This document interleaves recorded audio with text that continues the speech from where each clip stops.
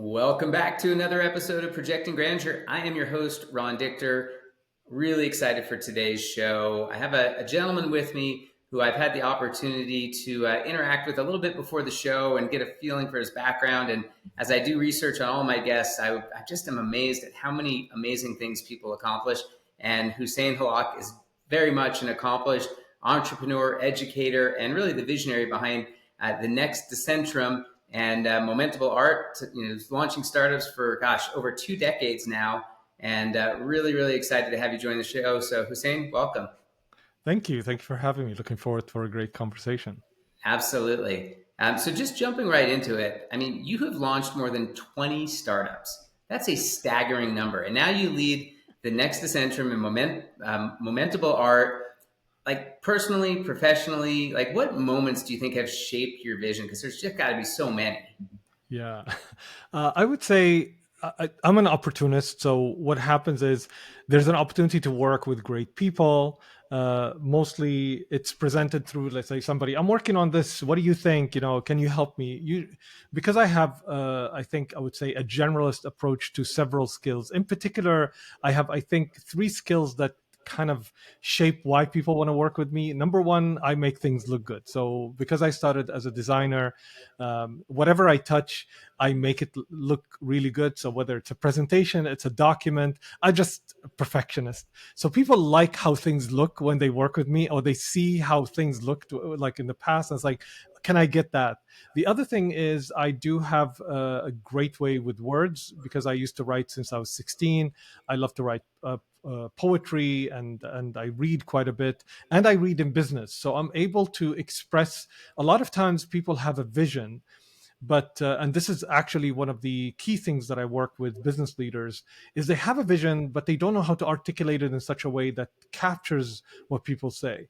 Now you can talk to ChatGPT and it gives you, let's say, a draft, but even if it gives you something, you don't know how to take it. If that's not your skill, you might be a visionary, but writing or expressing that might not be your skill. So that's the second thing.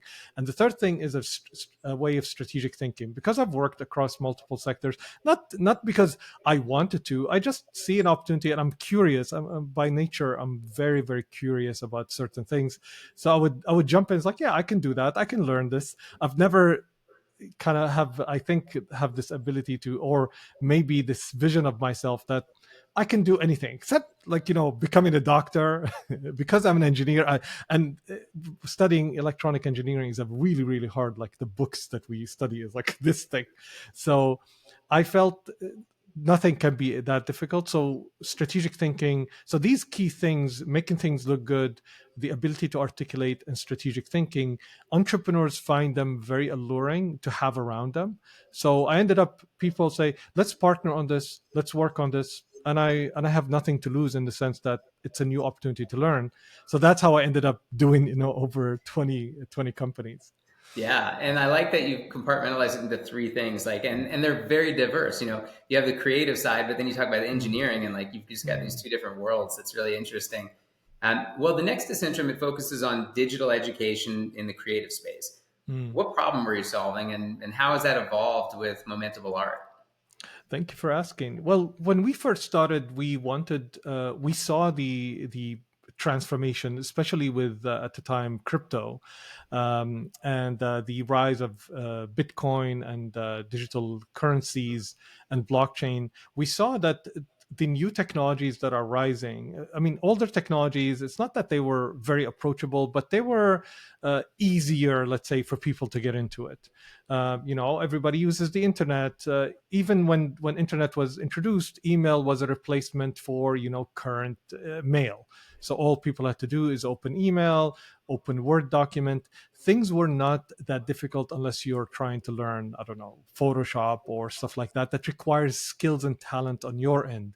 But the technology itself was not that difficult. You'd go into, a month's course, and a few days you attend, and suddenly you can use AutoCAD or use Adobe program.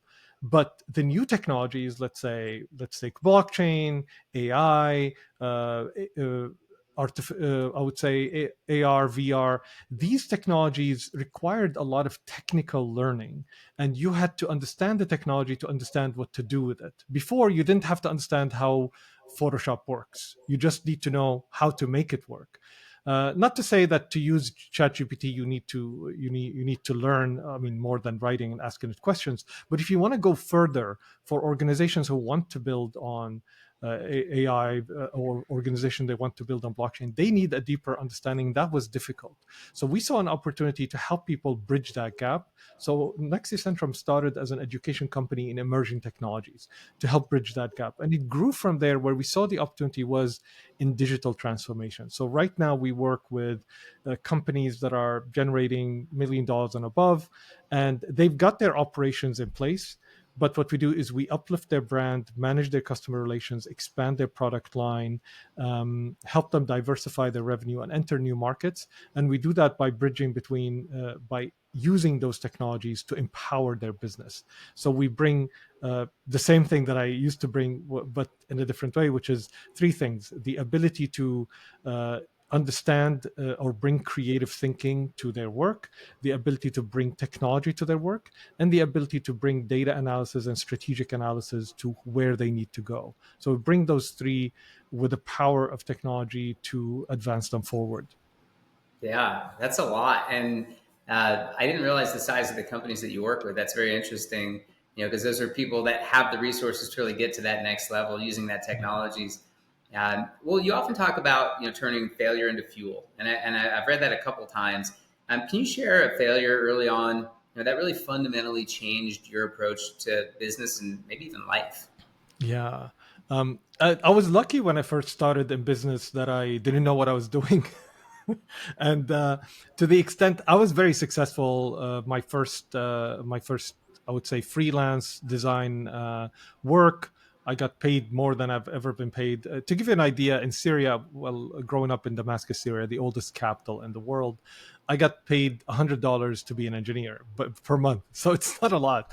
But then when I worked freelance, I was able to generate up to $1,000 per month. That's like, 10 times as much as I would generate as an engineer, which was a lot of money in Syria at that time. So I was like, I was over the moon.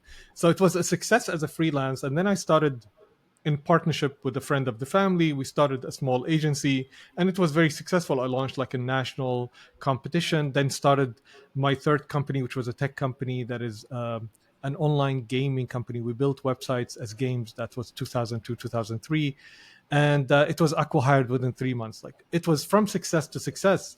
So I kind of didn't, while I was learning and applying, I didn't know why I was succeeding. I knew I was succeeding and things were working, but I didn't know why. And that appeared when I launched my second tech company, which was the largest marketplace for Middle Eastern art in the world. It was a massive media success, but I forgot the cardinal rule for a company, which is, serve the customers. At the time, I managed to serve, what the media wanted. So the media picked up on the story. It was a big story. I managed to build the technology very well. So the product was really well built, and this was very expensive at the time. And I managed to, establish all the pieces of the company. The only thing that we forgot is that people didn't want to buy art online at that time. So we built this platform, and everybody, and we made this available. We took a 1,200 artists. We had, I think, in the Arab world 300 million people. We had one artist that had an online website. I mean, 2006, it was early, like the internet had just come around, and artists were the last to kind of join. And because why? They would showcase their art. They were very worried about somebody stealing their art.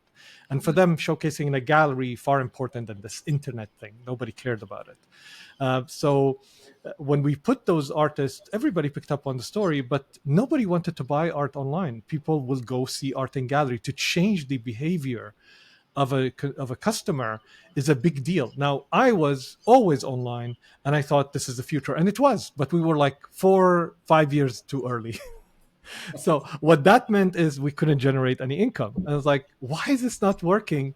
And that was the biggest failure. And the biggest thing is, of course, I learned the hard way, because before we were building for a market that already existed. So that was a different feel. Now you're building new technology, and a new technology, and in a non B2B, this is B2C, you have to talk to your customers. You have to ask them first. And we didn't do that. So that was why that company failed miserably, I would say. And I learned quite a lot from it. So I changed the direction that from that failure completely came, I would say, like they say in the in your world, they say going back to the drawing board Yeah. and learning all over again. It's like, okay, I'm missing something here. So I started learning all over again. And that I started to understand why I succeeded before, why I failed, and how I can build more successful companies. And I use that to mentor other entrepreneurs, to help other business owners, because also business keeps on changing. The things that worked in the past doesn't work today. Yeah, that's interesting. Since you have such an experience with startups, it's first off great to know that everyone wasn't a success, so that I feel better about myself. Uh, but this next one, I think it's a topic I covered about a month ago as I was ranting on another podcast. But it's something I'm really interested to get your perspective on. So, everybody when they start out as a startup company, the generalists thrive, right? Everybody who's got a lot of hats can do a lot of different things. But as the company grows, there's that point in time where you have to go from generalist to specialist. Mm. And I'm very interested about like where in your career did you realize that shift and how did that affect your trajectory of business? Just understanding that generalist to specialist transition. That's a very interesting perspective. I would say, having worked with hundreds, literally hundreds of entrepreneurs, and my last work before Nexi Centrum, I was leading Launch Academy. Launch Academy is one of the top incubators in the world. We work with 6,000 founders. Collectively, they raised over $2.5 billion. So, and we were nonprofit. So we were doing this to build a community.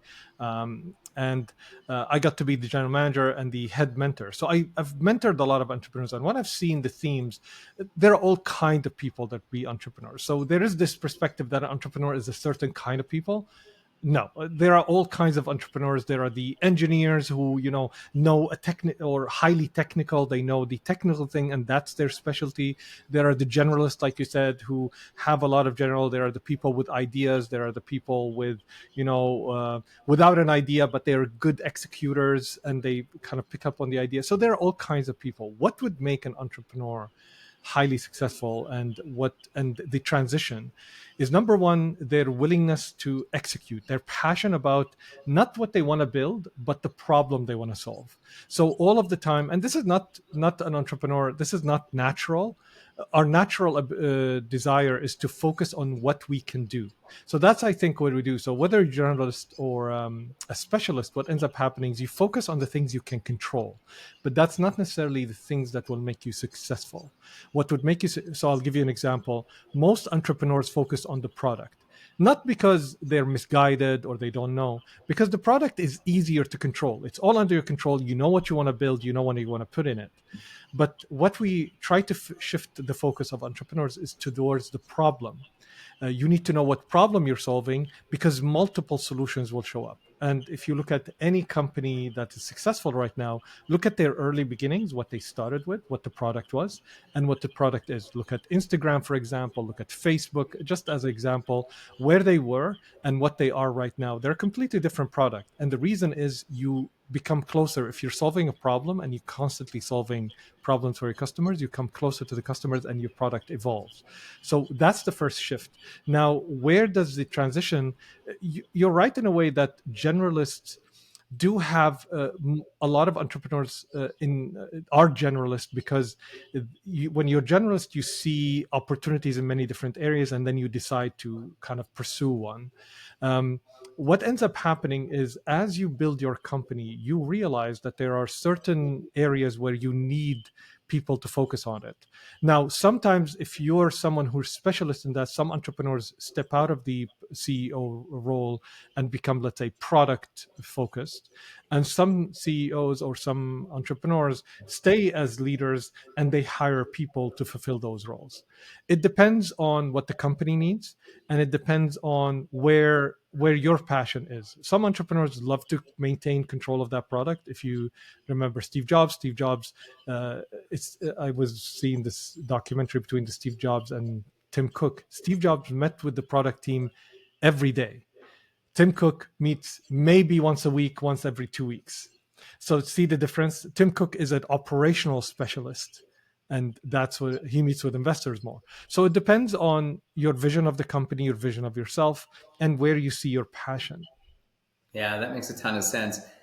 So let's talk about momentable art Mm, and just kind of how you're reshaping, access to art, and how do you really see technology? Because I know you're a purist at heart, or at least I think you are. So how do you enhance this, experience of buying art, not necessarily mm, replacing, the traditional, and really kind of holding dear to that cultural legacy of mm. art, just as kind of what it is. Yeah, momentable art is, I would say, a passion project for us, and something that we believe that will it's on the progress of change the world. However, the art world moves slowly.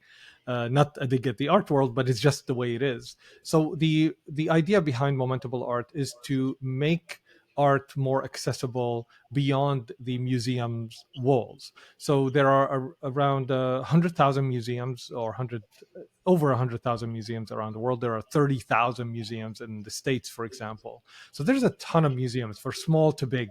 And usually, the way you would, unless they are one of these massive museums like the, let's say, the British Museum, or MoMA, for example, Museum of Modern Art, or let's say the Met, most museums are mid to small, and most of them don't have the ability to put all their artifacts on their artworks online. They don't have the technical ability to manage, let's say, what that would take. They don't have the ability to transition. They have limited resources. So our idea was to take what they have and make it available online in an environment where you can experience the art in a nice way. So it's no longer just using the internet. It's kind of overcoming the challenges of viewing art online, and it gives you an idea that this is where you want to go and what you want to see, and to give the museums an ability to generate revenue. And we do the same as well with artists, because one of the biggest challenges is, if your art is online and people can view it for free, or can, let's say, copy it for free, how can you make money from it? So we are solving that problem with Momentable. And the idea is to create a viewing environment where you can view art along with music, the closest possible online experience to the physical experience. It doesn't include metaverse, it doesn't add any of the bells and whistles. It focuses on the purity of the art, on the information that is provided, and it connects directly to the museum, so that it creates an extended experience for that museum or for that artist, that brings them to the original experience. And that is the idea. So that if you're a museum that gets, let's say, 100,000 people, you can also reach out, to 1 million people online that are interested in this space, without having them to travel, especially with the challenges of travel, the expenses of travel. They can spend the same, instead of traveling this much, they can actually spend that money on gifts and items from the museum. So it's a revenue going to the museum, rather than spending $3,000-4,000 to go to a museum and then pay $100 on the ticket. Now they can pay, $50, let's say, for a virtual ticket, and they can spend, let's say, $100 on gift items, or $200. That's revenue going to the museum. So that is what we're working on. It's taken time, because museums take a lot of transformation, which led us to building a certain part of Next Decentrum. That's actually the insight. That's when you're trying to solve a problem, not the product. So Momentum was an exceptional product. The only challenge is there's a gap between the product and the customers, which is we're filling with the digital transformation. So they require support on the strategy, how to take their work to becoming digital. They require help in digitizing that work, and they require support along the way with grants and stuff like that. So that's how we started building that part of our business, from the work that we've done with museums. And we're opening our program that we ran with several museums as a trial pilot. We're opening that hopefully next year for many more museums around the world. That's exciting. Yeah, congrats. Well, Thank you you. coined the idea curating the internet with CXO.ai. How do you balance content depth and accessibility for learners and founders? Yeah, at the time, I think we were very excited about this idea of, um, the internet is becoming this place where there's a ton of information. In my time, it was access to information was the biggest deal, because you didn't have access. I used to wait 6 hours for a website to download. because we had very, very limited internet. This is the early 90s, or the late 90s, I would say, in my world. And but the challenge was access to information. Now we have overwhelming access to information, so the challenge is curating. How do you choose that information? So while you can go to ChatGPT and ask ChatGPT, is like, hey, give me the information that I want, give it in that way. There's still there's still that empathy and understanding with with, let's say, the person, and that's why you see certain people will shine. The people right now, YouTubers, for example, that are able to synthesize these pieces of information, like you're doing with your podcast. Like, our the information that we're sharing right now, you can easily ask ChatGPT for it, but ChatGPT has no empathy, and it requires you to read, and you're doing the effort. Here, you listen to Ron, and you see the questions, like, oh, that's an interesting question, I didn't think about it, and then, oh, that's an interesting approach to the answer. So from humans, you learn in a human way, and Yeah. that is, I think, what would be missing in the future, that perspective, that additional experience, that unique personal thing, personal touch, with the plethora of information. So we are always excited about using technology to emulate that, or to bring it as close as possible with the help of people. So that's what CXO.ai at the time was for. We ended up actually kind of shelving that for a while to see where the AI kind of revolution will get us, and where the challenges, where the real problem people face right now. So we're always investigating, always have, I would say, what do you call it, pots, or always, you have many things in the oven, let's say. Yeah, yeah, I like that. So one of the themes in projecting grandeur is really about identity, and kind of becoming the person that you're meant to be, even before the Mm, world gives you permission. And you've got such an interesting background from your Syrian roots and your Canadian experience, and really a global perspective that you bring kind of to the table. How has that shaped your approach to, say, innovation and leadership just broadly? mm. Thank you very much. That's a great question. I would say, since I was young, I was always not convinced with what people wanted me to be. Now, I always grew up in the shadow of my uncle. I hold the same name. I grew up as the eldest, I would say, male in the line of our family, which matters because we're a bit tribal in Syria in that way. So it matters that you carry certain, let's say, you carry the name of your family and stuff like that. So I grew up with that over, and you're supposed to be that person. And I kind of rebelled. I started to rebel in the early 20s. It's like, okay, this is not what I want. I want something else for myself. What does that mean? And I just opened up myself to discovery. And I found that being open to discovery, and being open to what it means to be you, and who's that you, um, has been like one of the greatest. And it wasn't intentional. Like, it wasn't like I'm very smart and I'm gonna open myself. It was just actually like I was in discovery for everything. I think I had a hunger for learning about anything that occurred to my mind, from because I didn't have a very religious upbringing, so I was fascinated about the idea of religions, especially with the clash of cultures, because I loved a lot I loved America. I loved the music, jazz, blues, rock, and I watched a lot of sitcoms, and I had an interest in language. I would remember listening, let's say, to a sitcom. What is it? I think the Three's Company at the time. That dates me, and and I'm laughing, and my father is like, "What are you laughing at?" And my father is good. He watched American cinema and stuff, but he's more. He didn't. To catch the joke, you have to understand the culture, and I was fascinated with American culture, and I understood the references and the kind of context.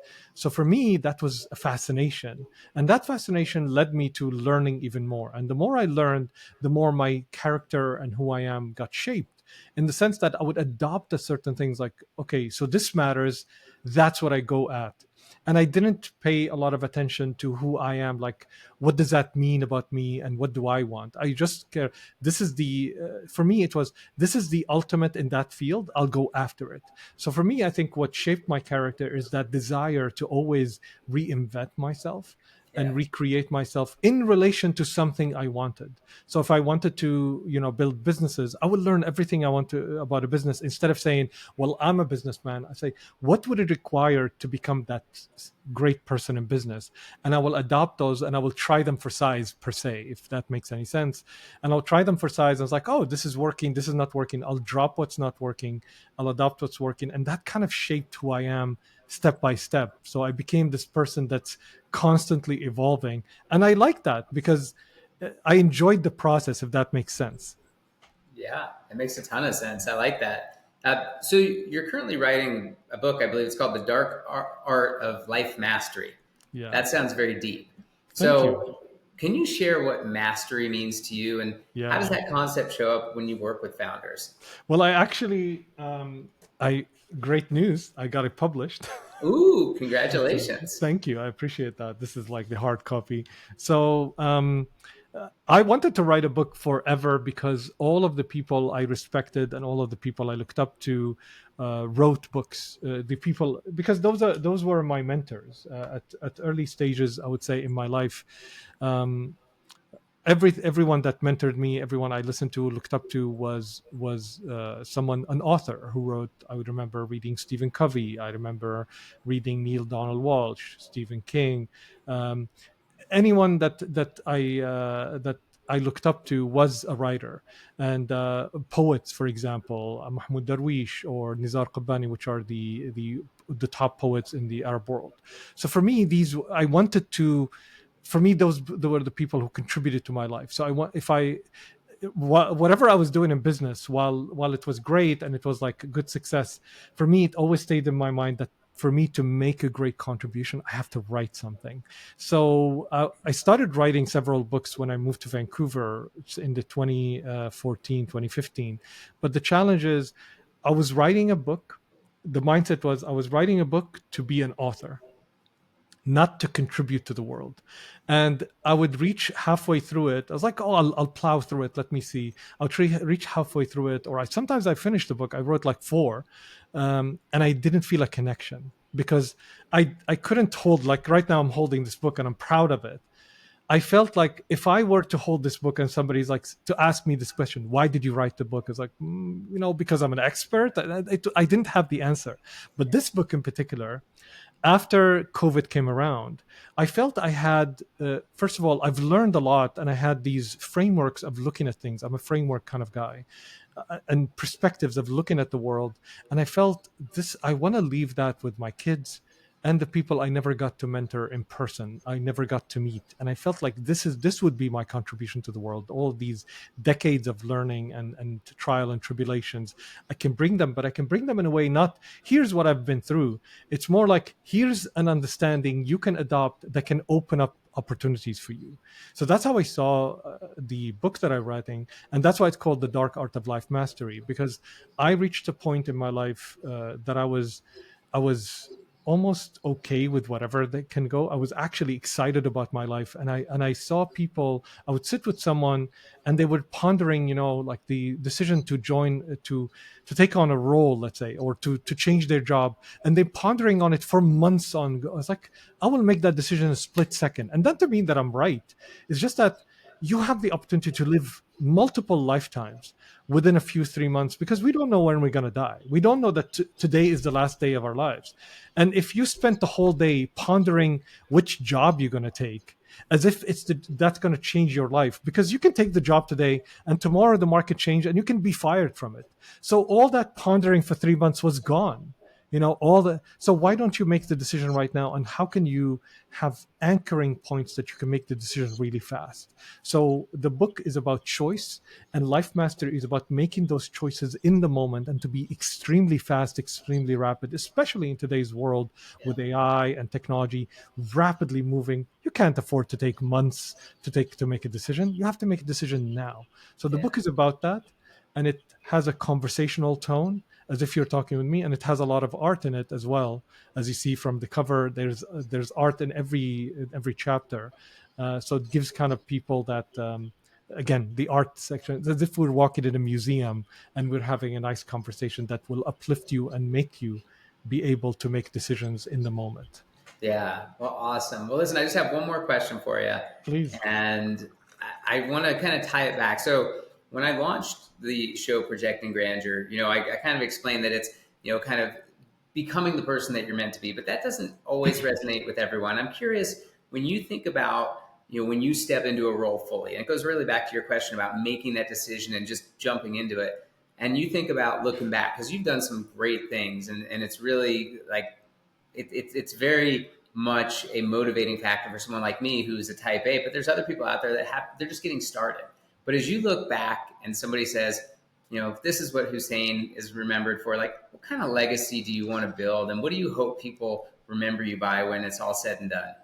Thank you for that. First of all, I love the name of the show, and that's why I resonated with you. I reached out to you.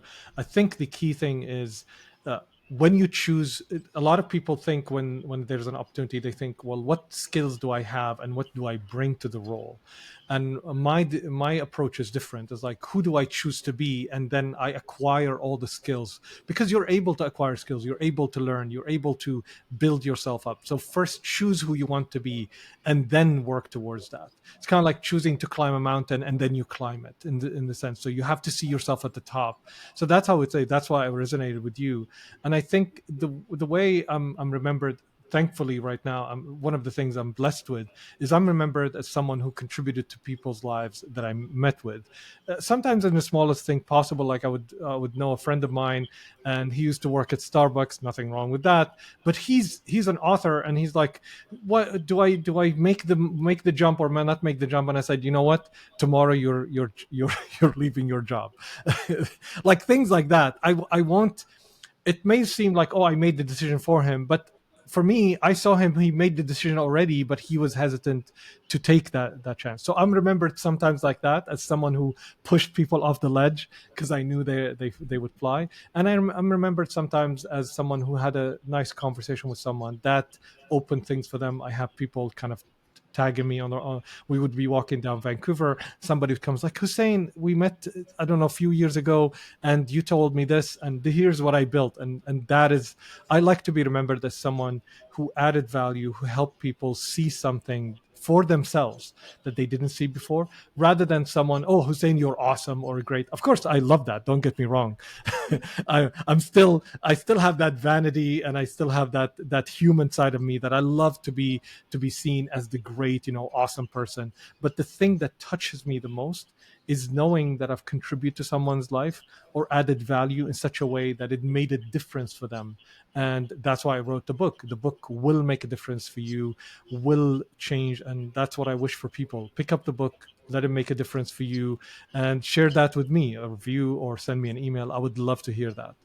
Yeah, that's really great. Well, on that note, when I put this out there, how should people get a hold of you? And I'll add all these links for all the many things that you're involved with in the post. But is there a simple way for people to get a hold of you?